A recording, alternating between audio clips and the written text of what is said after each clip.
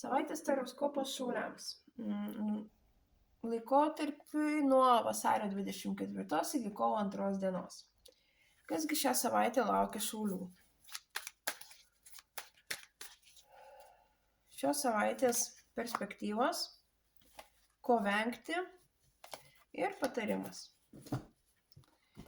Perspektyvos. Šitą savaitę gana sunkoka jums. Teks labai padaryti nemažai rimtų sprendimų, kur teks jums užbaigti ar reikalus, ar santykius, ar pagal jūsų situaciją, tai, kas jums nebeneša nei naudos, nei moralinio pasitenkinimo. Tiesiog teks visur sudėti taškus ant i ir pabaigti tas istorijas. Ko vengti? Venkite tokio per didelio energijos pertekliaus sproginėjimo, venkite neapgalvotų veiksmų, užsidegimo, nesiblaškykite. Ir patarimas.